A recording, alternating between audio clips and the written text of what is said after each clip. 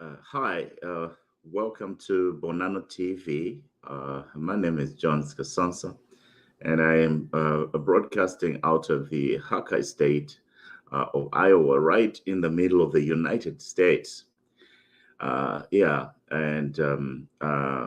this one-on-one with Dr. Kasonso, I want to look at the one of the ways we can begin the process of really thinking about economic development as a way to resolve national problems.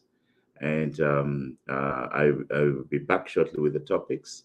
Lately, we have had this situation where a lot of people are quarreling through the public square, and sometimes it can get cantankerous with politicians, social media personalities, or people in different things that we want to do.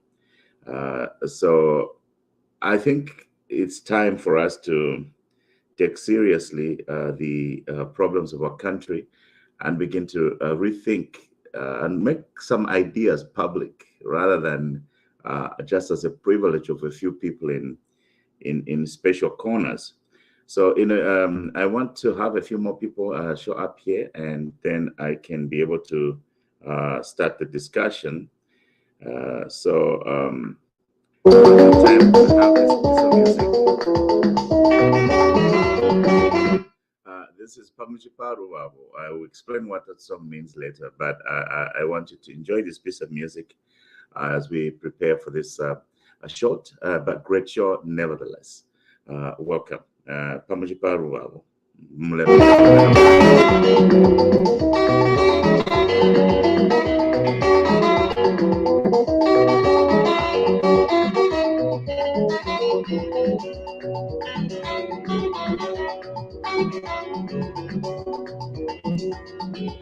Vamos de baru-baru, vamos de baru-baru, vamos de baru-baru, mamá, vamos de baru-baru.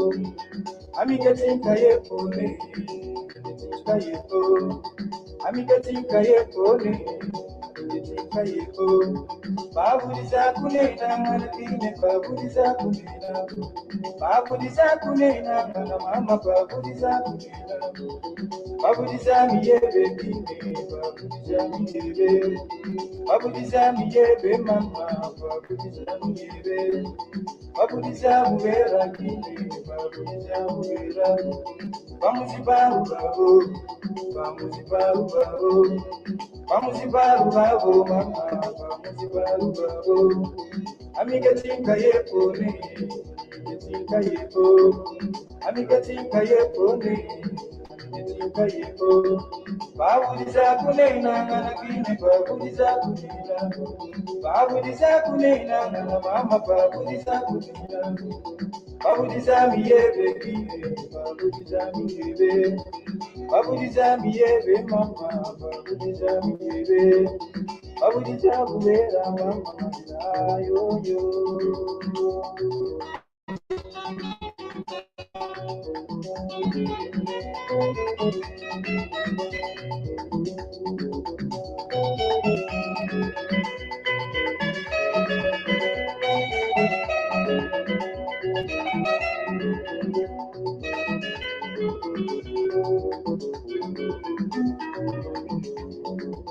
Vamos de baru-baru, vamos de baru-baru, vamos de baru-baru, mamá, vamos de baru-baru.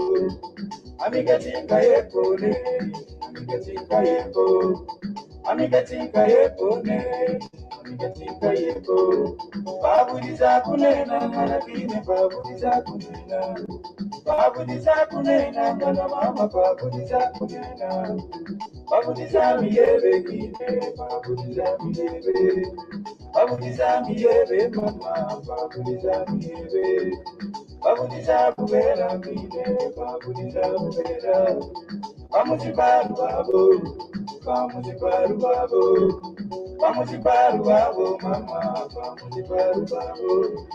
Amiga tinka yepone, amiga tinka yepo, amiga tinka yepone, amiketinga yeko babuliza kunena mana kime babuliza kunena babuliza kunena mana mambo babuliza kunena babuliza miyebe kime babuliza miyebe babuliza miyebe mama babuliza miyebe babuliza bubera mama mabira yoyo mabira yoyo mabira yoyo mabira yoyo mabira yoyo mabira yoyo mabira yoyo mabira yoyo mabira yoyo mabira yoyo mabira yoyo mabira yoyo mabira yoyo.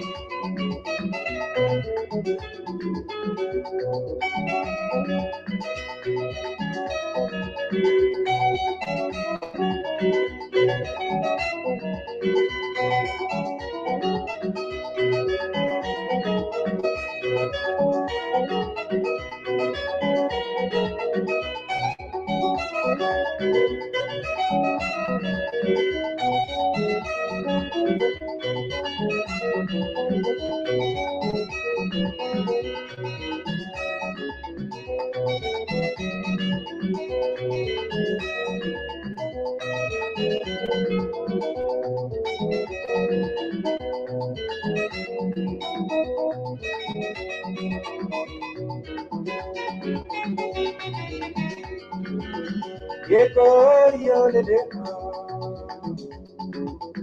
yeko yolele, yeko yolele, yeko yolele, yeko yolele,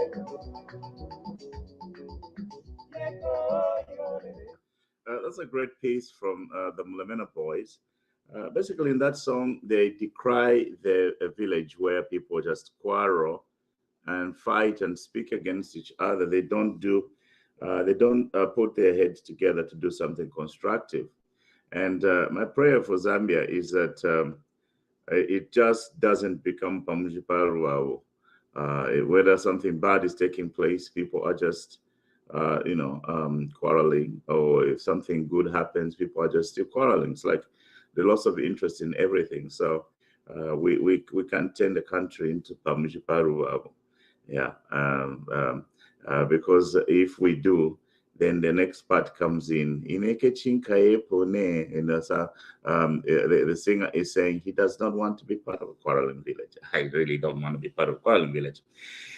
Yeah, so anyway, in this series, I'm going to be trying to give some pointers of what I think can be the ways we can fix economic problems in our country. And this is going to be an introductory show of the several ones that I'll make of this kind.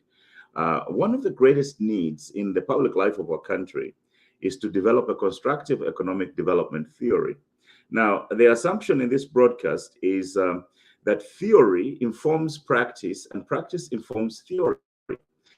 This implies that both our theorem and our praxis must be empirically sound and practically useful.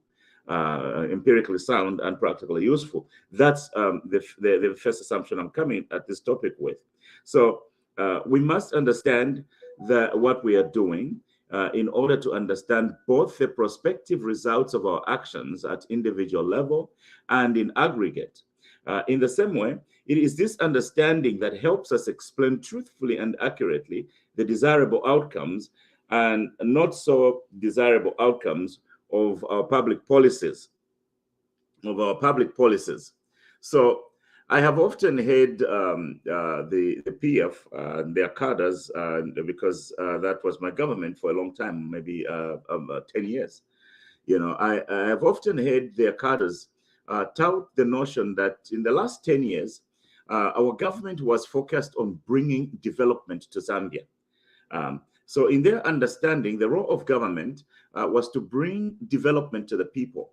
And they saw economic development as something that is out there and therefore must be brought to the people. And they are not the only ones in that kind of thinking. That paradigm and that kind of thinking has been existing in the Republic of Zambia since time immemorial.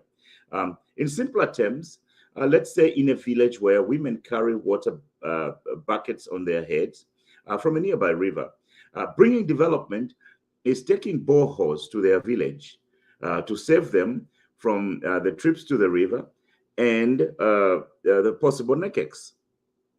And similarly, instead of the village people using the kerosene lamp, kerosene lamp, bring in a candle or a light bulb. The alleviation of such seemingly menial conditions is certainly always welcome. And this approach, however, deploys a technological and economic jump, at a great cost and oftentimes unwelcome debt. Yeah. Now, why there is a great cost and unwelcome debt if we employ a technological jump to improve the conditions of people? There is a disconnect that points to a lack of continuing structures to replace the tools of the borehole, for example, or the economic base to ensure continuity of the light from the candlelight or the light bulb. Now, the crux of the matter here is that the items are manufactured products. The items that we are trying to use to solve the economic problems are manufactured products, and as long as they are manufactured elsewhere, they are going to cost something because they originate from some factory unbeknownst to the villagers. Now, the factory has a commercial supply and a value chain. The factory that builds the candle, the factory that builds the light bulb, the factory that builds the cables that brings the light to this village has a commercial supply and value chain system mostly built on the need to earn entrepreneurial profit. This means builders of such items made sacrifices to earn more revenues from their efforts. So unless public policy crafters and implementers understand and account for these financially, public policy failure is going to become inevitable. Public policy failure is going to become inevitable. And the implication is that everyone participating in the usage and the enjoyment of productive instruments of economic development must do so at a cost to them from their own pre-existing resources. Now, when the cost is not taken up, it's normal to see a defunct borehole, a shutdown lights, and ultimately load shedding. There is no free lunch in the global economy, where the people's capacity was not built first at the person and firm level. They cannot enjoy the toys or tools of economic development in the long term. Participation in the economy becomes unbearable to the people and an unbearable burden to the village. So the priority of constructive public policy, therefore, must be to build internal resources capacity in the people, not just first lifting their geographical area or bringing the tools and toys and commodities that make their life a little better. So unfortunately, this metaphor is exactly what has happened to our country in the past 10 years. So why the past 10 years is very important is because we must see from where we are. Even in the scriptures, it says, remember where I brought you from. So we must understand where we are so that we can craft a worthwhile strategic direction. Okay, so now let us assume that the PF considered the model of bringing economic development only through construction designed to first lift the country, to make it look like other countries, was a noble one. Let's first lift the country. Let's build the giant roads. Let's build the giant buildings. Let's bring this and let our country begin. Let's first lift the country to begin to look like, and let's say that project was a noble one. Let's assume that it was a noble one. Then they ended up borrowing in the serious United States billions beyond the people's capacity to pay from their existing aggregate economic output. So the PF model was a flawed model of economic development. It cannot work anywhere, and it has not worked anywhere. And it is not working in Zambia. Now, why is this model so flawed? Why is this model so flawed? I'll give a number of reasons. The model of seeing development as something we bring to the people, and therefore we must borrow extensively to first lift their conditions. The reason why that is flawed is, number one, it assumes the preeminence of constructed structures over the welfare of the people. I call this the upside down approach that says what we build will fix the people's conditions of living. They thought that the structures develop the nation and people line up to the structures. Now, that might sound a little bit cynical, but that is actually the thinking that is involved in that strategy. And in my estimation, this is a nominal form of economic foolishness. Now, think about it. And in normal life, people build and maintain houses. The PF theory was tantamount to the notion that it is the house that builds and maintains the people. That's the first problem. That's the first problem. And we have to understand where the country is right now. And we have to understand that it begins from the thinking that went into what is costing us and why there is no money in the economy. And now the second problem why that approach was flawed is that it fails to prioritize people as the source and drivers of continuing economic development. We find ourselves investing billions of dollars, maybe 14 billions of dollars into structures, into other things, but with no accompanying investment into the capacity of the people to pay off what we are borrowing. That is a problem. And not having cash is also compounded by the fact that most of those structures are built by the people who took the money back to their country.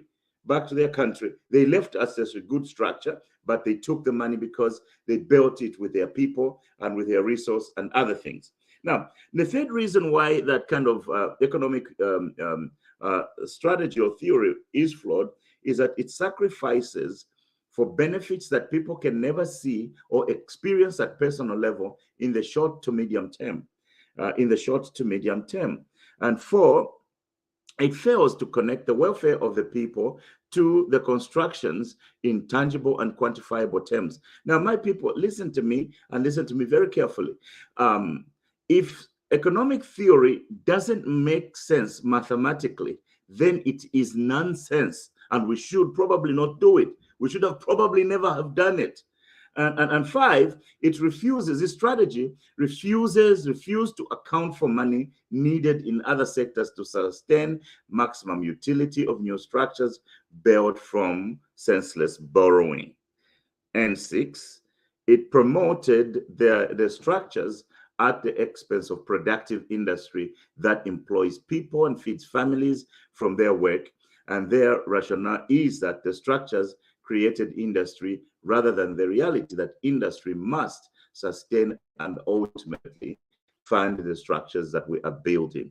And finally, number seven,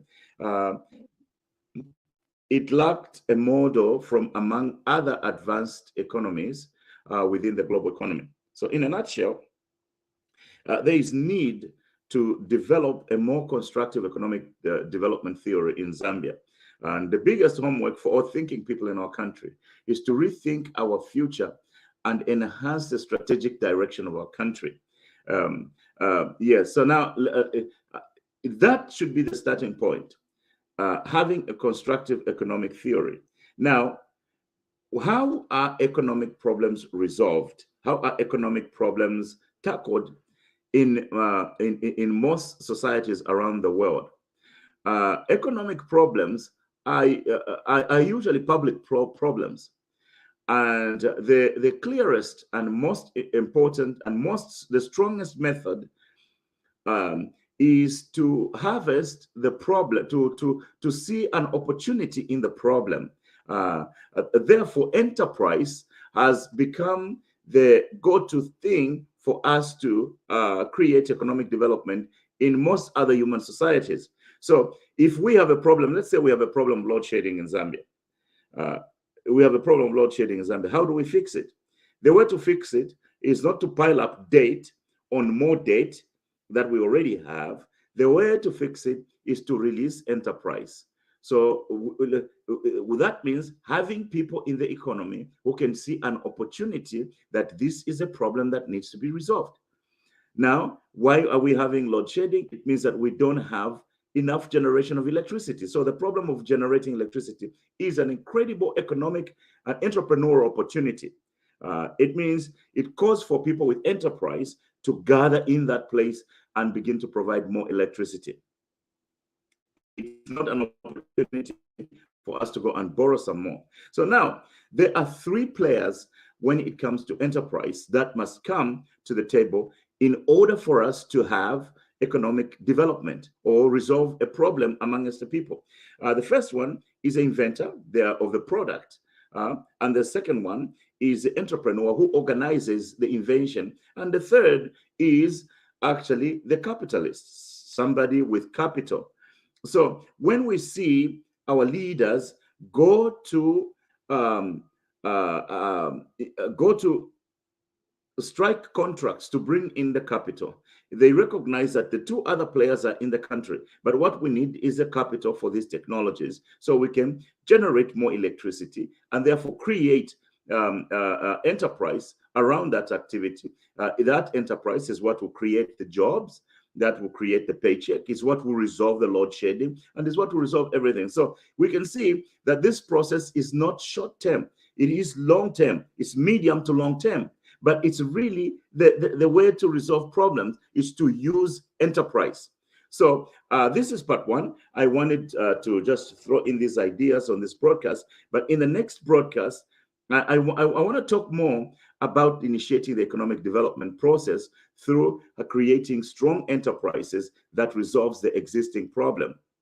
Now, if you listen to this from beginning to end, let me know your thoughts. Don't just jump in the middle and give me the usual Greek. You know, you are looking to the past. You are blaming the PF. I mean, if they didn't want to be blamed, they shouldn't have gone in there to lead. Yeah, but what we're doing is not blame, is identifying where the problem was and helping to fix it and explaining what public policy should be and explaining the strengths of some of the actions that our leaders are taking. So let me know your thoughts. And also, if you haven't subscribed or you haven't followed us, go on ahead and follow us so that the next broadcast, you will be informed when I am making it. And I'll be back shortly. Thank you for watching me. And please help us support Bonano TV and take Bonano TV, share this broadcast with your friends and family, and share these ideas, and also bring your ideas to me and make a comment, especially a constructive comment. Yeah, thank you so much and have a good night.